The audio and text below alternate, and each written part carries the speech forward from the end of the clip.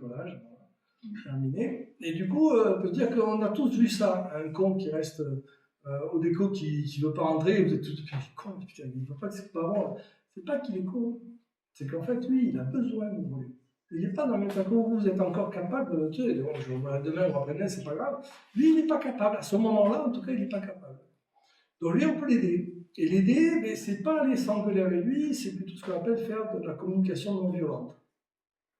Je fais 3 heures dessus. Alors, alors vous regarderez une vidéo de Marshall Rosenberg, qui est un mec assez génial qui fait ça. Et en fait, c'est parler de soi, de parler de lui directement. Et donc, on va lui dire, par exemple, tiens, ouais, moi je le sens pas. Ah, moi je le sens pas.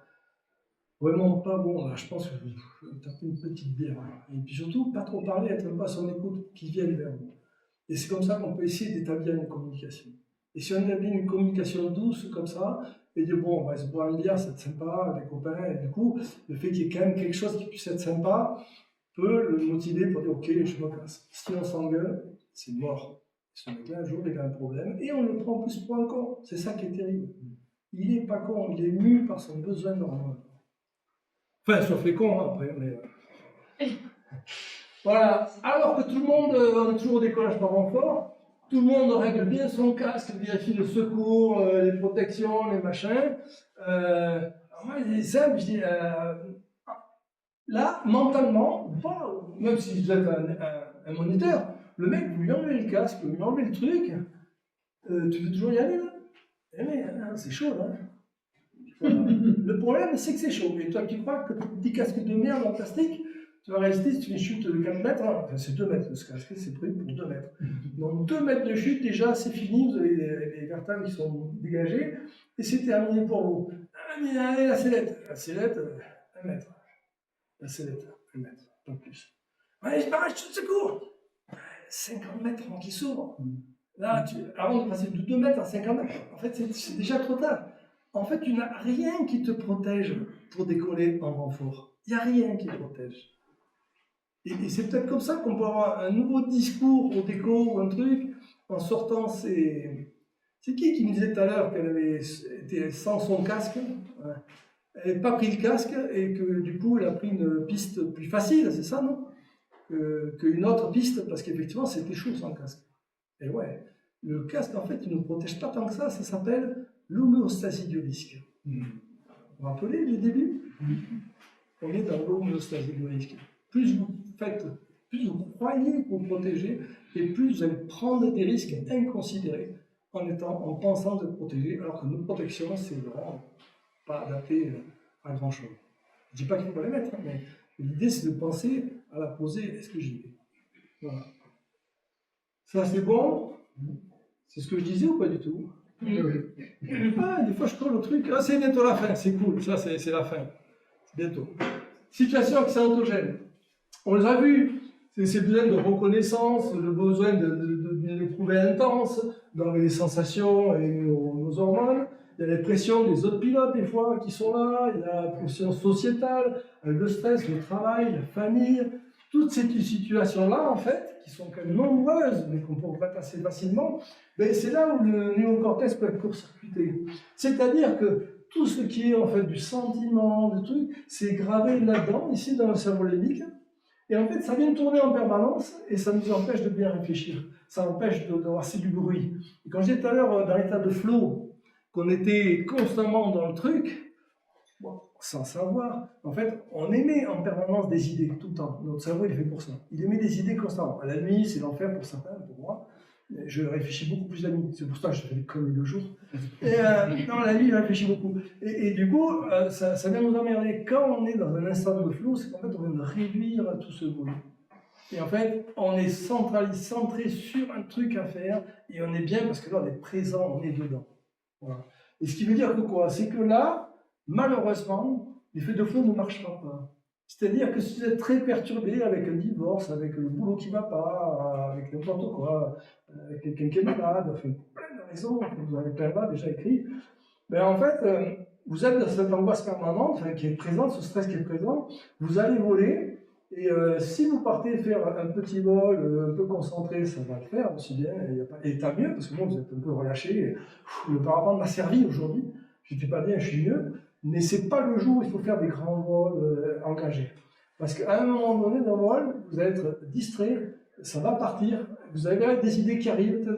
Et puis c'est là où l'accident arrive, c'est ce qu'on pense aussi le dimanche, quand le mec fait rien, plénitude, tout ça. Mais des idées qui arrivent et ça vient vous perturber. Et du coup, on a pas mal d'accidents sur le sujet où les mecs s'aperçoivent effectivement qu'ils sont en divorce, un truc, famille qui va pas, des morts, des trucs. Du coup, il faut savoir y faire attention. Et donc, ne pas aller faire ces jours-là, vraiment, des crosses importants, pas faire des gros vols. Voilà. Méfiez-vous de cet état qui va vous perturber. Voilà. Ou qui peut vous perturber.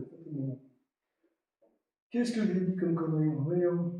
Comment il y a... ça c'est bien, c'est bon. Allez, hop. Du coup, c'est un état d'esprit que j'essaie d'envoyer ce soir, en fait. Hein. Et du coup, comment on le retrouve? C'est dans l'après-vol. Avant de partir, si on discute, on part, hein, on n'est pas forcément très attentif, des trucs, on est comme tous les jours, comme tout on fonctionne. Si on ne veut pas se cartonner, il faut quand même avoir un peu de conscience de ce qu'on fait et être assez présent. Du coup, l'après-vol, ça se fait tout seul dans son coin, on dit ah, attends, je fais un pré-vol, et le mec, quand je les comprenne maintenant quand même. Ah, je parle. Et donc, on se fait son truc, on a tout révisé, on est bien, et ok, et en fait, on est concentré. Et là, on peut décoller, concentré vraiment dans notre vol, et on risque beaucoup moins d'accidents au décollage. Qui se font, parce que là, j'ai porté une peu comme ça sans trop réfléchir. Là, on a le temps d'y être, on est dans le match. Et ça, c'est bon partout. C'est-à-dire, c'est bon dans le vol. Et dans le vol, cette façon de penser, c'est se mettre par exemple le téléphone. J'ai marqué le temps. Oui. Marqué le temps. Ah merde, j'ai mis. Bon, mais j'ai mis, ben, vous l'avez qu'à le dire. Non, mais voilà. Une demi-heure, une heure, ça dépend qui vous êtes, le temps de vol, etc. Vous allez faire. Juste de le faire sonner, il sonne 15 secondes, hein, avant de répondre. Hein. Il sonne 15 secondes et c'est se faire une petite introspection. Et là, voilà, putain, comment je suis là. Et là, putain, ah ouais, non, voilà, je suis Superman en fait. Il ne peut rien m'arriver. Je suis à fond. Et c'est là où c'est dangereux. C'est parce que quand on se croit indestructible, c'est là où on n'a plus la notion du risque qu'il faut. Pourquoi? Parce qu'on baigne dans toutes ces hormones qui nous envoient tout ça, du bonheur, et du coup, on est beaucoup plus distrait. Et du coup, il faut faire gaffe à ça. Et du coup, c'est très facile. On remet un peu la casquette et puis ça va aller. Je t'en fais une dernière pour toi, Simon. Non, tu pars. C'est juste les jeunes qui doivent partir. Donc je fais vite fait. Du coup, c'est quoi l'être humain? Il y a une cortex, on va dire, c'est le domaine des consciences, c'est ça. Et encore, en général, on enlève maintenant, on voit. Et le domaine de l'inconscient, c'est tout ça. C'est-à-dire, en fait, c'est tout ce qui nous fait vivre, tout ce qui nous anime et toutes nos idées, elles sont inconscientes. Et du coup, on se fait avoir parce qu'on croit que c'est notre cortex qui nous fait vivre. Il nous fait vivre dans le milieu moderne, actuel, où on se sert énormément du cortex. Hein, on réfléchit, on doit travailler, hein, c'est que le cortex. Normalement, quand on va voler, ce truc-là, ça nous échappe totalement. Et du coup, si vous faites un peu distrait, ben, c'est lui qui fait tout le reste. Ça, c'est ce qu'on appelle le cerveau limbique et le cerveau actif. Ouais. J'ai oublié quelque chose de ça ou pas? Non. C'est quoi, bon, 3 minutes au refaire. Vous l'avez vu ça? Oui. Okay. Du coup, quand je dis c'est l'inconscient qui mène toute notre vie, ça fait 2 heures qu'on en parle, les gens ne sont pas super convaincus. Un truc qui est hyper important pour nous tous, c'est l'amour. D'accord là-dessus, non, peut-être? Non, ok. Un truc qui a été important en tout cas dans la télé, mais beaucoup d'hormones, c'est être amoureux ou être aimé, que ce soit avec ses parents ou avec eux, c'est ressentir cet amour, c'est très important pour l'être humain.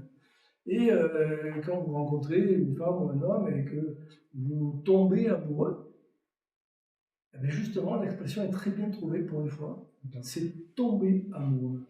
C'est-à-dire que vous ne choisissez pas la personne dont vous tombez amoureux. ça vous tape comme ça dans l'œil, d'un seul coup, ça s'allume.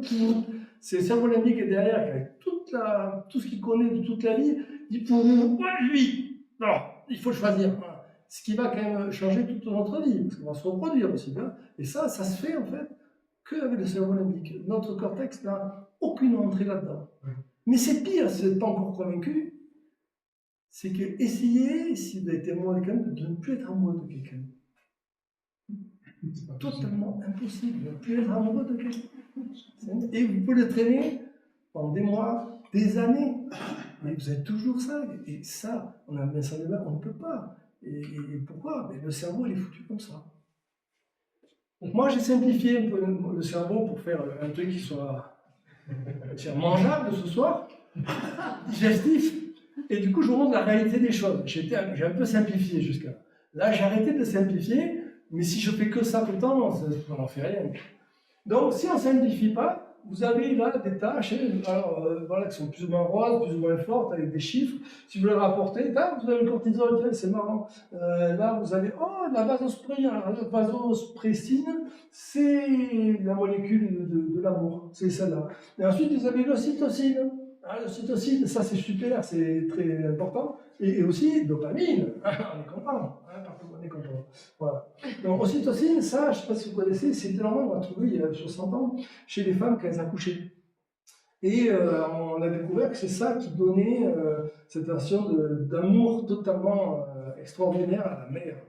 Tu vois, et le truc, c'est l'enfant, c'est le truc à protéger. Effectivement, si la mère ne protège pas son enfant, elle va mourir, donc on va tous mourir. Donc c'est hyper important, au départ, quand on est constitué, il ne faut pas que la mère meure. Et donc, que l'enfant meure, pardon. Pas que l'enfant meure. Donc, l'ocytocine, en fait, c'est le truc de l'attachement, l'hormone de l'attachement. On en a pas mal aussi à l'athéro. Tu vois, au déco, c'est un peu tendu, ça. À l'athéro, tout le monde s'aime. On est content. C'est bien. Là, il y a un peu d'ocytocine, il y a de la dopamine dedans, mais en l'air, vous n'êtes pas comme ça. En l'air, vous êtes content, mais vous n'êtes pas comme ça. Au moment de poser le pied, tout s'arrête. Tout ce qui est stress, tout ce truc, tout ça. Et là, ça enclenche un peu d'ocytocine. Et tout le monde, les copains, tout le monde va avoir des bières. On va avoir des bières. Tu vois, c'est terrible. Ça c'est l'effet ocytocine. Et cet effet ocytocine, il est hyper important dans le fait d'être amoureux. Voilà, c'est le truc qui vous rend amoureux. C'est ça qui met le déclic. Et ça marche en fait pendant souvent entre 1 an et 3 ans. Et alors que vous étiez avec quelqu'un qui est fabuleux, le mec il est top, la nana, mais elle est top, quoi. J'en peux plus, tu vois. Voilà, c'est génial. Et là, en fait, au bout de 2 ans, ça devient un connard, quoi. Voilà. Ben ça, c'est ça qui a baissé. Ça a baissé. Alors ça baisse, pourquoi? Ça baisse parce qu'on se confronte à des difficultés, à des trucs, et au fur et à mesure, ça vient me bouffer un peu, puis maintenant, ça finit par s'arrêter. Et là, vous découvrez qui est l'autre. Malheureusement, c'est pas celui que vous avez prévu. Mais comme vous êtes tombé amoureux, pas à cause du cortex, mais à cause d'autre chose, c'est cerveau limbique, c'est tout ça le jeu. Et du coup, on dit, mais pourquoi ceci solide nécessaire pendant 2 ans, 1 an, 2 ans, 3 ans, pourquoi ça ne reste pas? En fait, l'idée, c'est que, hop, Cro-Magnon, on retourne dans nos grottes. Ben, si vous êtes une nana, que vous accouchez et que vous êtes seul, ou même que ce soit le mec qui prenne le bébé mais reste seul, allez courir dans la niche avec un truc qui hurle sous la main. Ouais, c'est impossible, on ne peut pas vivre seul à cette époque-là. Impossible de vivre seul. Du coup, ben oui, effectivement, la nature est bien faite, et c'est pour ça qu'on est vivant aujourd'hui. C'est parce que ce truc-là marche au moins jusqu'à ce que l'enfant marche. Et à partir du moment où l'enfant marche, qu'il ferme sa gueule, à ce moment-là, ben effectivement, on peut propager l'humanité. Voilà. Pour ceux qui veulent bosser, voilà. Voilà, moi je l'ai fait, moi. Voilà, alors j'ai mis en jaune les trucs français. Ah, il y en a quand même. Voilà. Et sinon, voilà quoi.